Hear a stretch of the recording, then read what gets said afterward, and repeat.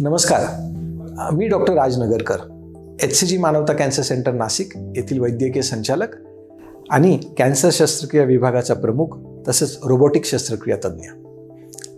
मित्रांनो, आपल्यापैकी प्रत्येकाने रोबोट हा शब्द निश्चित ऐकलेला आहे आणि रोबोट ऐकल्यानंतर अनेक वेळेस रजनीकांतचा रोबोट पिक्चर आठवतो, जिथे एकटा रजनीकांत हजारो लोकांना मारतो.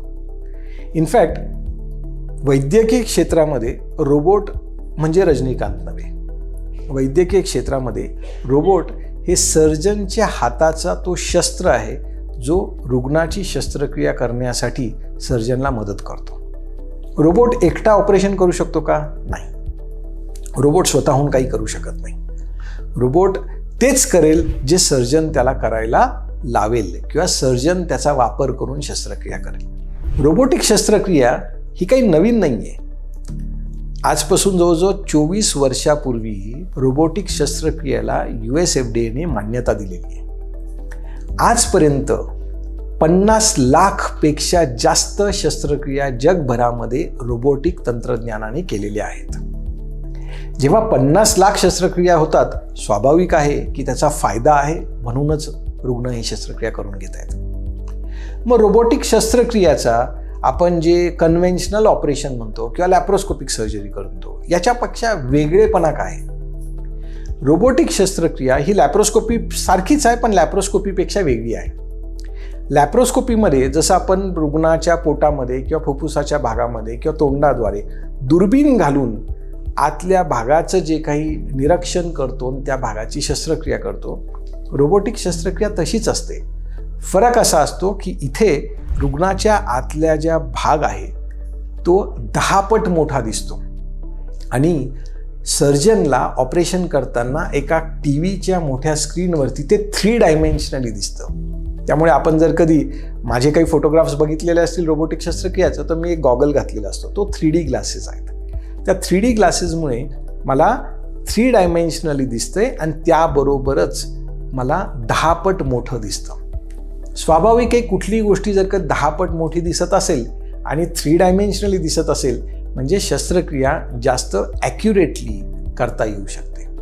जिथे आवश्यक असणारा भागच काढत असताना आपण आजूबाजूच्या पेशींना किंवा अवयवांना इंजुरी किंवा त्यांना हानी पोहोचवत नाही. रक्तस्राव खूप कमी होतो, इन्फेक्शनची भीती खूप कमी असते आणि या सर्व शस्त्रक्रिया रुग्णाच्या पोटावरती 5 मिलीमीटरचे 2 आणि 10 मिलीमीटरच्या 2 छोट्याशा छिद्रांद्वारे केली जाते. त्यामुळे रुग्णाला वेदना खूप कमी होतात. सामान्यपणे रोबोटिक शस्त्रक्रिया झाल्यानंतर 6 तासात तर आम्ही रुग्णाला चालायला लावतो, तर तोंडाने पाणी किंवा ज्यूस वगैरे सुद्धा देतो.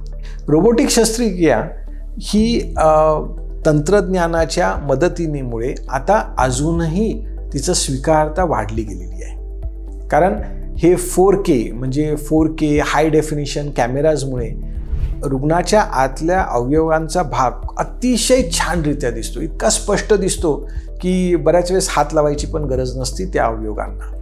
जरी मी ऑपरेशन करताना रुग्णाच्या जवळ उभा नसलो, मी रुग्णापासून थोडासा लांब एका कन्सोलवरती बसून ऑपरेशन करत असलो, तरीसुद्धा मला रुग्णाच्या शरीराच्या आतले भाग जास्त छानपणे, जास्त स्पष्टपणे दिसतात. रोबोटिक शस्त्रक्रिया कुठल्या कुठल्या आजारांसाठी करता येऊ शकते? मी कॅन्सर शस्त्रक्रिया तज्ज्ञ आहे म्हणून रोबोटिक शस्त्रक्रिया फक्त कॅन्सरसाठी वापरली जाते का? मुळीच नाही. कॅन्सर व्यतिरिक्त अन्य आजारांसाठी सुद्धा रोबोटिक शस्त्रक्रियेचा उपयोग होतो. उदाहरण द्यायचं म्हटलं तर रोबोटिक शस्त्रक्रिया हर्नियांसाठी वापरता येऊ शकते. पित्ताशय काढण्याची शस्त्रक्रिया, गर्भाशय काढण्याची शस्त्रक्रिया याच्यासाठी वापरता येऊ शकते. किडनीचे आजार ज्याच्यामध्ये पायलोप्लास्टी असते किंवा किडनी काढण्याची शस्त्रक्रिया असेल, लघवीच्या पिशवीची शस्त्रक्रिया असेल, प्रोस्टेटची शस्त्रक्रिया, मग ती कॅन्सरसाठी असेल किंवा बिनाईन याच्यासाठी, या सर्व रोबोटिक तंत्रज्ञानाने खूप छान करता येऊ शकतात. कॅन्सरच्या बाबतीमध्ये अन्ननलिकेच्या असेल, फुफ्फुसाच्या गाठी असतील, मिडियास्नल ट्यूमर्स असतील, ह्या सर्व शस्त्रक्रिया करता येऊ शकतात. टॉन्सिल्सचं शस्त्रक्रिया असेल किंवा घशाच्या मागच्या भागातला कॅन्सर असेल, त्याला मी ट्रान्सओरल रोबोटिक सर्जरी म्हणतो. म्हणजे तोंडातनं रोबोटिकच्या मदतीने आपण ऑपरेशन करू शकतो. गळ्यावरती मोठा चिरा द्यायची गरज नाही. थायरॉईडचं ऑपरेशन आपण सर्वांनी ऐकलेलंच असेल आणि अनेक रुग्ण थायरॉईडचे ऑपरेशन टाळतात किंवा घाबरतात, कारण थायरॉईड ऑपरेशनला गळ्यावरती मोठा चिरा द्यावा लागतो. आता गरज नाही, गळ्यावरती कट न करता काखेतनं, दोन्ही बाजूंना काखेतनं किंवा कानाच्या मागून सुद्धा थायरॉईडची शस्त्रक्रिया करता येते किंवा तोंडावाटे सुद्धा थायरॉईडची शस्त्रक्रिया खूप छान रीते स्पष्टपणे दिसत आणि कुठलंही रिस्क न वाढवता करता येऊ शकते. पोटाच्या बाबतीत तर लिव्हरचे ऑपरेशन्स असतील, आतड्यांचे ऑपरेशन असेल, स्वादुपिंडाचे ऑपरेशन असतील आणि गुदाशयाचे ऑपरेशन्स असतील, हे सगळे करता येऊ शकतात. गर्भाशयाचे ऑपरेशन्स खूप छानरित्या करता येऊ शकतात.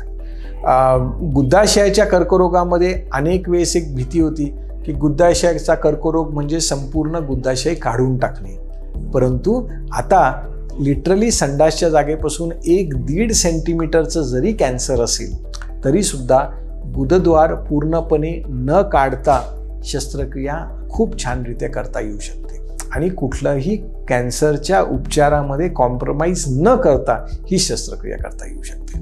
हर्नियाचे ऑपरेशन जे खूप कॉमन आहेत आणि हर्नियाचे ऑपरेशन बऱ्याचशा वेळेस एल्डरली इंडिव्हिज्युअल्समध्ये केले जातात, वयोवृद्ध व्यक्तींमध्ये करावे लागतात.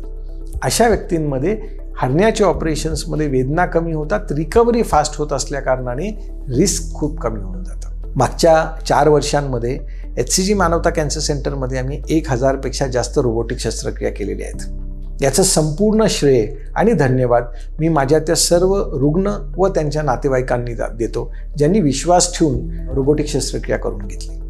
आज जसं टेक्नॉलॉजी इम्प्रूव्ह होत आहे, रोज रुग्ण येतात की आम्हाला रोबोटिक शस्त्रक्रिया करून घ्यायची, कारण त्याचे फायदे दिसता येतात आपल्या सगळ्यांना. मला कोणी विचारलं की ह्या 1000 रोबोटिक शस्त्रक्रिया ज्या झालेल्या आहेत यांच्यापैकी सर्वोत्तम 3 शस्त्रक्रिया कुठल्या होत्या, तर त्यातले मी सांगेल, एक पेशंट, हैदराबादची पेशंट, ज्यांचं वय 140 किलोपेक्षा जास्त होतं. त्यांना किडनीचा कॅन्सर होता आणि त्याच वेळेस त्यांना गर्भाशयाचा पण प्रॉब्लेम होता, ब्लिडिंगचा त्रास व्हायचा. अशा पेशंट्समध्ये ज्यांचं वजन 140 पेक्षा जास्त आहे, शिवाय डायबिटीज आहे, BP आहे, हार्टचा प्रॉब्लेम आहे, अशा पेशंटला ऑपरेशन करण्याबरोबर महत्त्वाचा भाग असतो की फास्ट रिकव्हरी. ऑपरेशननंतर मला पेशंटला लवकरात लवकर चालवायचं आहे, जेणेकरून बाकीचे काही कॉम्प्लिकेशन्स होऊ नये. त्यांच्यासाठी मी जी शस्त्रक्रिया केली की रोबोटिकच्या सहाय्याने संपूर्ण किडनी काढली, पोटाच्या एका भागामध्ये ठेवून दिली, मग त्याच रोबोटच्या सहाय्याने गर्भाशय काढलं, योनी मार्गाद्वारे गर्भाशय काढून घेतलं आणि किडनी जी होती ती एका पिशवीमध्ये टाकून ती सुद्धा योनी मार्गाद्वारे काढून घेतली आणि आतल्या आत ते योनीद्वार आतून क्लोज करून टाकलं. झालं काय, 6 तासानंतर पेशंट चालायला लागले. 3ऱ्या दिवशी हॉस्पिटलमधनं घरी गेल्या. आठवडाभर नाशिकमध्ये होत्या, कारण त्या हैदराबादहून आल्या होत्या. आठवडाभरात पुन्हा हैदराबादला निघून गेल्या. ही रिकव्हरी रिस्क कमी करून हे रोबोटिक शस्त्रक्रियेच्या तंत्रज्ञानाशिवाय शक्य नाही. एक 81 वर्षाचे आजोबा जे रिटायर्ड एअरफोर्स ऑफिसर आहेत, त्यांना गुदाशयाचा कर्करोग झाला होता, जो होता संडासच्या जागेपासून हार्डली 5 सेंटीमीटरवरती. त्यांच्या 2 बायपास शस्त्रक्रिया ऑलरेडी झालेल्या होत्या. त्याच्यामुळे माझ्याकडे यायच्या आधी त्यांना काही तज्ज्ञांनी सल्ला दिला होता की ऑपरेशन ओपन करावं आणि संडासची जागा कायमस्वरूपी पूर्ण काढून टाकायची आणि पोटातनं संडासचा नवीन मार्ग करायचा. आजोबा तयार नव्हते, सल्ला घेण्यासाठी आले. त्यांना मी विश्वास दिला आणि त्यांची आम्ही रोबोटिक शस्त्रक्रिया केली. काय केलं रोबोटिक शस्त्रक्रियामध्ये, संडासची जागा मुळीच बदलली नाही, काढली सुद्धा नाही आणि रोबोटिक तंत्रज्ञानाने तेवढा आजार काढून आतल्या स्टेपलरच्या सहाय्याने पूर्ण त्यांचा आतड्यांचा इंटेस्टायनल ट्रॅक पुन्हा रिक्रिएट करून घेतला. पेशंट 4थ्या दिवशी घरी गेले आणि त्यांच्या चेहऱ्यावरचं समाधान हे शब्दांमध्ये वर्णन करण्यासारखं नाही आहे. एक तर रिस्क पण होती, परंतु त्रासही नाही झाला आणि गुदद्वार सुद्धा बदलला गेला नाही. 3रा एक माझा पेशंट मलावी ह्या आफ्रिकन देशाचा नागरिक, तिथले एक प्रतिष्ठित नागरिक आहे ते, त्यांना प्रोस्टेट ग्रंथीचा कॅन्सर होता. माझ्याकडे यायच्या आधी आपल्या देशामध्ये, नंतर सिंगापूरला पण त्यांनी सल्ला घेतला, जिथे रोबोटिक प्रोस्टेटिक सर्जरी सांगण्यात आली. त्यांना फक्त एकच प्रश्न होता, ते म्हणे की रोबोटिक शस्त्रक्रिया करू, परंतु 10 ते 20% रुग्णांना रोबोटिक प्रोस्टेटेक्टमी केल्यानंतर लघवीवरती नियंत्रण जाण्याची किंवा कमी असण्याची शक्यता असते. ही व्यक्ती त्याच्यासाठी घाबरलेली होती, कारण त्यांचं वय हार्डली 57-58 वर्ष होतं आणि ते राजकारणामध्ये आणि आपल्या व्यवसायामध्ये सुद्धा खूप ॲक्टिव्ह होते. जेव्हा आज ऑपरेशन करून त्यांना 1 वर्षापेक्षा जास्त कालावधी झाला, ते मलावीहून नाशिकला आले. त्यांनी सल्ला घेतला, त्यांना पटलं आणि शस्त्रक्रिया करून घेतली. आज ते अतिशय छानरित्या आपल्या सर्व व्यवसाय, कौटुंबिक आणि सामाजिक जबाबदारी तिथे सांभाळतायत आणि समाधानाने आणि आनंदाने एक सांगतात की मला रोबोटिक शस्त्रक्रियाबद्दल जी भीती होती ती भीती मला नाशिकमध्ये क्लिअर झाली, कारण ऑपरेशन केल्यानंतर मला आजपर्यंत एकही डायपर वापरावा लागला नाही. लघवीवरती नियंत्रण 100% आहे. आय थिंक हे सर्व श्रेय फक्त सर्जनला न देता आपण तंत्रज्ञान जे वाढतंय, तंत्रज्ञान जे उपलब्ध आहे त्याचा योग्यरित्या उपयोग करणं हे याचं श्रेय आहे. त्यामुळे मित्रांनो, आपल्यापैकी ज्यांना कोणाला वाटत असेल की रोबोटिक सर्जरी हे फ्युचर आहे, हे भविष्य आहे, मी म्हणू शकतो आणि अधिकाराने म्हणू इच्छितो, रोबोटिक सर्जरी हे फ्युचर नाही आहे. रोबोटिक सर्जरी हे प्रेझन्स आहे. जर कधी जगभरामध्ये 50 लाख सर्जरीज होत आहेत तर आपण अजून किती उशीर लावायचा हे समजून घेण्यासाठी आणि हे स्वीकार करण्यासाठी की रोबोटिक शस्त्रक्रिया ही मानवाच्या चांगल्यासाठीच आहे. यानी आपलं शस्त्रक्रियेचा अनुभव, आपले शस्त्रक्रियेची रिस्क कमी होणार आहे आणि शस्त्रक्रियेनंतर आपली रिकव्हरी लवकरात लवकर नॉर्मलला होणार आहे. धन्यवाद.